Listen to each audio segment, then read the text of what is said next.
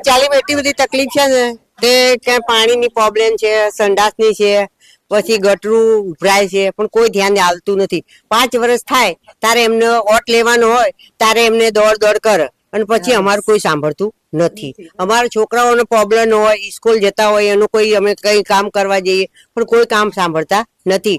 અંદર બેઠા હોય ઓફિસમાં તોય કે નથી, એમના બહાર ઉભા હોય ને કાર્યકર્તા એમને કહી દે કે નથી. તો અમારે શું કરવાનું, ક્યાં જવાનું? કોર્પોરેટર 5 વર્ષમાં જ તમે જાગો છો, 5 વર્ષ સુધી ક્યાં સુઈ ગયા છો? અમારું સાંભળવું પડે ને. અમે બધા ગરીબ લોકો છીએ, કોઈ અમીર નથી. અમારે રોજ મજૂરી કરીને રોજ ખાવાનું છે.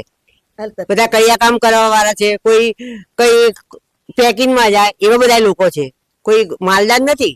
અને અમારે બધી ઝૂંપડપટ્ટી છે, એટલે અમારે શું કરવાનું? સરકાર સામું પડે, અમારી તાકાત નથી, પણ કોર્પોરેટરને તો સાંભળવું પડે ને. અમારું કેમ ના સાંભળે?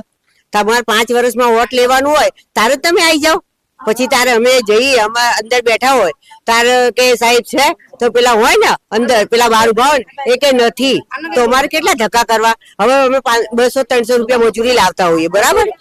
200-300 રૂપિયા મજૂરી લાવતા હોય તો અમારે 100 રૂપિયા રિક્ષાનું ભાડે ખર્ચીને પછી કોઈ મતલબ તો નહીં જ.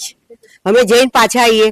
એવી અમે 10-15 બહેનું ગઈ હતી તોય પણ અમારું સાંભળ્યું નથી. તો અમારે શું કરવાનું? ગંદુ પાણી જે વાત કરવામાં આવી કે ગટરનું પાણી કેટલા દિવસ આવ્યું? કેટલા દિવસથી આવે છે? લગભગ 12 મહિના થઈ ગયા. 12 મહિના થઈ ગયા. અને જોવા આવે, જોઈને જતા રહે. એમના કાર્ય હોય ને એ આવે. અને કોઈ હજુ 5 વર્ષમાં શૈલેષ પરમાર અહીંયા આયા નથી. ચાલીમાં આયા છે ને, નિખીબેન આવી. તો અમારે શું કરવાનું? કોના આગળ ફરિયાદ કરવાની?